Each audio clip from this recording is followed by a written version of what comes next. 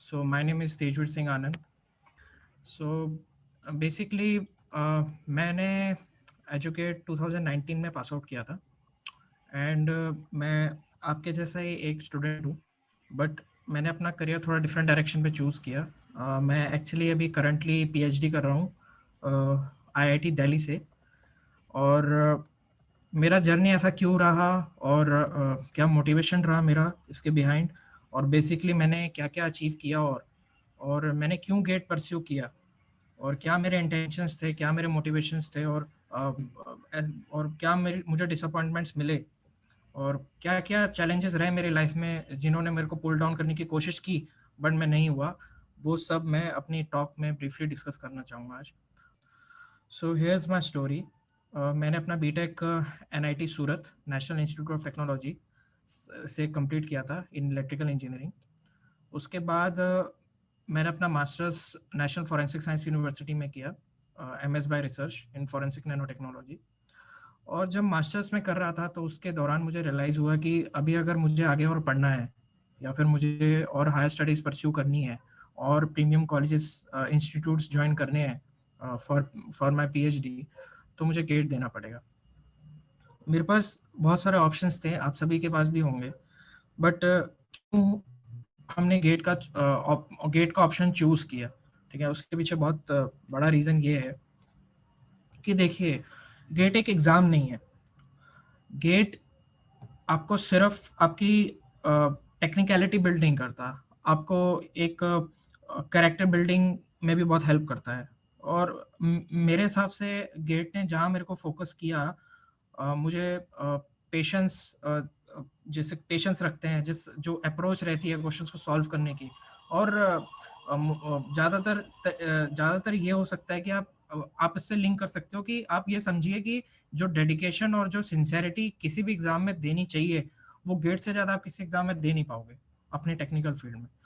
तो मुझे गेट से सिर्फ यही फ़ायदा नहीं हुआ, मुझे और भी बहुत सारे फ़ायदे हुए।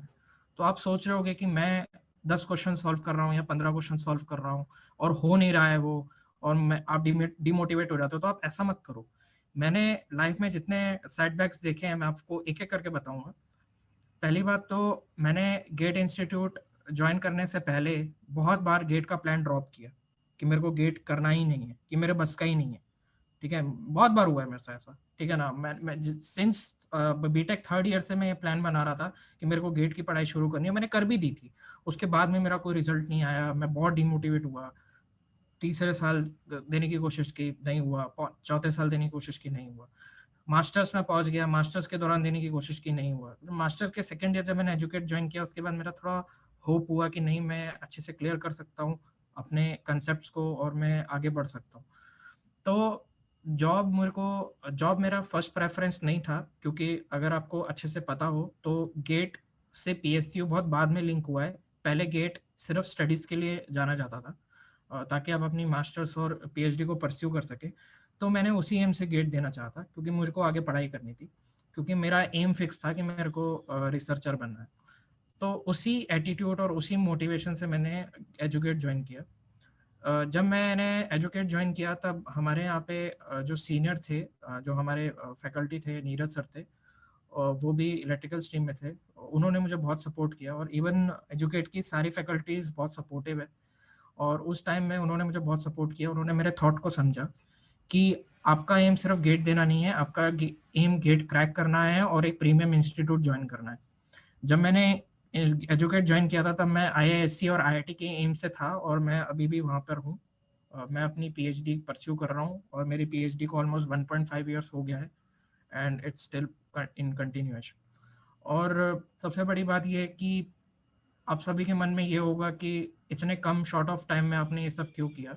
तो मैं आपको ये बताना चाहूँगा कि गेट सिर्फ आपको क्वेश्चन बिल्डिंग एटीट्यूड नहीं देता, it's a character building attitude, कि आप क्वेश्चंस को और आंसर्स को किस एटीट्यूड से देखते हो। गेट के क्वेश्चंस कभी इतने टफ नहीं होते और कभी हुए भी नहीं है। बस वो आपके देखने का नजरिया चेक करते हैं कि आप कितने अच्छे तरीके से क्वेश्चन को देख सकते हो। क्योंकि यहाँ पे भी जो फैकल्टी गेट का पेपर सेट करती हैं, या फिर कोई कोई भी आईआईटी गेट का पेपर सेट करती है, वो कभी इस एटीट्यूड से सेट नहीं करती कि हम बच्चों को ऐसे क्वेश्चन पूछेंगे कि वो रगड़ते रह जाएँगे और हमें आएगा नहीं, ऐसा नहीं है।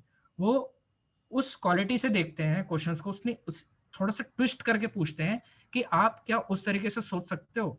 देखिए सीधे तरीके से सब सोच सकते हैं, ठीक है ना? आड़े-तिरछे तरीके से सोचने में थोड़ा हमें टाइम इन्वेस्ट करना पड़ता है, वो एटीट्यूड बिल्ड करना पड़ता है। तो मेरे हिसाब से आप जहाँ पर हो, एजुकेट में पढ़ रहे हो, वो चीज़ आपको बहुत हेल्प करेगी आगे। और इस चीज़ में आपको एक फ़ायदा ज़रूर मिलेगा कि आप ये समझो कि आपके सामने एक क्वेश्चन नहीं है। आप ये भूल जाओ कि आप कोई एक एग्ज़ाम दे रहे हो। आप समझ लो कि आपका एक नॉर्मल सा क्वेश्चन आया है, जो आपको एग्ज़ाम में पूछा है, बस आपको वो सॉल्व करना है। क्योंकि मैं समझ सकता हूँ कि 3 घंटा गेट में बैठना और उसके माहौल में पेपर देना सभी के लिए थोड़ा टफ होता है और चैलेंजिंग होता है कि मैं इतने कम टाइम पे कैसे चीज़ों को कर पाऊँगा, टैकल कर पाऊँगा। मेरे को क्वेश्चन नहीं आएगा तो मैं क्या करूँगा? और अगर क्वेश्चन गलत हो गया तो मेरे नेगेटिव हो जाएँगे। तो आप ये सब मत सोचो। आप ये सोचो कि बस एक नॉर्मल सा एग्ज़ाम है और वो मुझे देना है और दे के मैं निकल जाऊँगा। जब आप ऐसी थिंकिंग रखोगे ना, क्योंकि हमारी हर चीज़ यहाँ से कनेक्टेड है। ठीक है ना? अगर आप दिमाग में ये फिट कर लोगे ना कि गेट तो एक छोटा-सा एग्ज़ाम है, बस हमें एग्ज़ाम देना है और निकल जाना है, तो आपको कभी भी प्रॉब्लम नहीं आएगी। और मैं यही आप सभी एस्पिरेंट्स से मैं यही कहना चाहता हूँ कि अपनी तैयारियों तैयारियों पे कभी भी रुकावट मत आने दें। देखिए लाइफ में बहुत सारे काम ऐसे भी करने पड़ते हैं जो हमारे साथ-साथ चल रहे होते हैं और हमारे पास टाइम नहीं होता कि हम किस काम को प्रायोरिटाइज़ करें। तो आप चीज़ों को प्रायोरिटाइज़ करना शुरू करें। ठीक है? फॉर एग्ज़ाम्पल आज आप अगर आप इलेक्ट्रिकल स्ट्रीम से हैं और आपको पता है कि आपको नेटवर्किंग में कुछ क्वेश्चन्स लगाने हैं, ठीक है? और आपको ये भी पता है कि शाम तक मुझे मशीन्स के भी कुछ क्वेश्चन लगाने हैं, तो आप प्रायोरिटाइज़ करिए। आप देखिए कि अगर आप नेटवर्क के क्वेश्चंस लगाते हैं, तो वो नेटवर्क के क्वेश्चंस आपको मशीन्स में भी हेल्प करेंगे। तो आप नेटवर्क के क्वेश्चंस पहले लगाइए, ठीक है? फिर आप मशीन्स के क्वेश्चन लगाइए, तो आपको सब्जेक्ट टू सब्जेक्ट लिंक करने में आसानी रहेगी। एक और बात, जैसे मेज़रमेंट जैसे टॉपिक्स हैं, जिसमें आपको बहुत सारी चीज़ें याद रखनी पड़ सकती हैं, छोटी-छोटी चीज़ें याद रखनी पड़ सकती हैं मेज़रमेंट्स जैसे टॉपिक्स में। तो आप ऐसे सब्जेक्ट्स को तब रखिए जब एग्ज़ाम आपका पास में हो, क्योंकि उस समय आपकी लर्निंग कैपेबिलिटी और जो आपकी स्पीड है वो बढ़ जाती है और आप शॉर्ट टाइम के लिए चीज़ों को बहुत जल्दी से याद कर सकते हो। मैं पूरा एग्री हूँ कि मेज़रमेंट जैसे सब्जेक्ट्स आप इतनी आसानी से पूरा याद कर लोगे और बाद में आप भूल जाओगे। ठीक है? ये होगा, बट आप ऐसे सब्जेक्ट्स को प्रायोरिटाइज़ करें, ठीक है? अपने काम को प्रायोरिटाइज़ करें। देखिए, मैं ये कभी नहीं बोलूँगा कि आप सोना, जगना, खाना भूलकर सिर्फ़ गेट की तैयारी कर रहे हैं। आपके कॉलेजेस के एग्ज़ाम भी उतने इम्पोर्टेंट है, आप करिए, कोई दिक्कत नहीं है, पर चीज़ों को प्रायोरिटाइज़ करिए और चीज़ों से डरिए मत। आपको बहुत अच्छे से पता है कि चीज़ों को किस तरह से प्रायोरिटाइज़ किया जाना चाहिए। मुझे मुझे मुझे अभी भी ऐसा फ़ील हो रहा है कि हो सकता है आप लोगों में से बहुत लोग ये भी कह रहे होंगे कि इस समय कॉलेज एग्ज़ाम्स भी अपने सर पे होते हैं, क्योंकि दिसंबर-जनवरी का टाइम चल रहा है और आपका गेट भी फ़रवरी में है। तो आप ये कन्फ्यूज़न में हो सकते हैं कि मैं क्या करूँ पहले? तो आप पहले तो एक गहरी साँस लीजिए और बैठिए और सोचें, ये सोचें कि देखिए गेट कोई हौवा नहीं है। गेट बस एक एग्ज़ाम है, ठीक है ना? आपने जितना भी पढ़ा है, आप अपनी प्रिपरेशन पे ट्रस्ट रखें, अपनी प्रिपरेशन पे भरोसा रखें और गेट में हमें सब सारी चीज़ अटेम्प्ट नहीं करनी होती। गेट बहुत स्मार्टली प्ले करना होता है। गेट में अगर आप 100 मार्क्स का पेपर है और आपको 60-65 क्वेश्चन्स अगर पूछे गए हैं, तो आपको ज़रूरी नहीं है कि सारे क्वेश्चन्स को टारगेट करना है। आप वो क्वेश्चन्स को टारगेट करें जिसमें आप 100% श्योर हैं कि आपका आंसर सही होगा। आपको पूरा पेपर अटेंड करने की ज़रूरत नहीं है। गेट में रैंक सारा पेपर अटेंड करने पे नहीं आता है, स्मार्ट प्ले करने पे आता है। जो गेट के टॉपर्स होते हैं, उनके भी पूरे-पूरे मार्क्स कभी नहीं आते, क्योंकि वो उन्हीं क्वेश्चन्स को टारगेट करते हैं जिसमें वो श्योर हो कि हाँ, वो अच्छे से दे सकें। तो आप अपनी प्रिपरेशन पे भरोसा रखें, अपने पे भरोसा रखें और चीज़ों को प्रायोरिटाइज़ करें और उन सब्जेक्ट्स को पहले करें जो सब्जेक्ट्स दूसरे सब्जेक्ट से लिंक्ड हैं। जैसे नेटवर्किंग इलेक्ट्रिकल में बड़ा बेसिक सा सब्जेक्ट है, तो नेटवर्किंग को लिंक करते हुए आप मशीन्स के क्वेश्चंस आराम से लगा सकते हो। नेटवर्किंग को लिंक करते-करते आप लगा सकते हो और पावर इलेक्ट्रॉनिक्स के क्वेश्चंस लगा सकते हो। तो आप अपनी प्रिपरेशन पे भरोसा रखें और डिमोटिवेट होने की कोई ज़रूरत नहीं है। क्योंकि मैं अगर आपको अपनी कहानी बता रहा था, मेरा मास्टर्स में बहुत ज़्यादा टाइम का प्रॉब्लम था और मुझसे बीच में मैंने अपनी होप छोड़ दी थी। तो मुझे नीरज सर ने यही बोला था कि गेट एक सिर्फ़ एग्ज़ाम है और तुमने गेट को हौवा बना लिया अपने दिमाग में। तो मैं नीरज सर को अभी भी बहुत एडमायर करता हूँ और वो बहुत अभी उन्होंने भी बहुत लाइफ में सक्सेस देखी है। वो करंटली अभी आईआईटी रुड़की में है और वो स्टिल उनकी प्रिपरेशन जारी है जो वो लाइफ में करना चाहते हैं।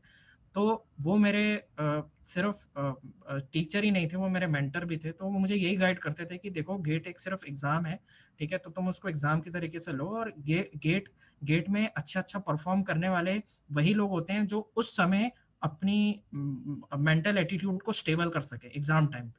ठीक है, तो आप एग्जाम टाइम पे एकदम कूल माइंड होकर दो। आपको एकदम घबराना नहीं है कि नहीं मेरा आज ये नहीं होगा, मुझसे ये क्वेश्चन नहीं आएगा। आपको ये सब कुछ सोचने की जरूरत नहीं है। आप ये सोच लो कि आपको एजुकेट में एक पेपर दिया गया है, आप बस उसी को सॉल्व कर रहे हो। तो आप देखना कि आप जहां पर 10-15 मार्क्स लूज कर रहे होगे ये सोच के कि मेरा नहीं हो पा रहा है, वहां पे आप 25 से 30 मार्क्स गेन कर रहे होगे, ये ना सोच के। तो मैं आपको यही रिकमेंड करूंगा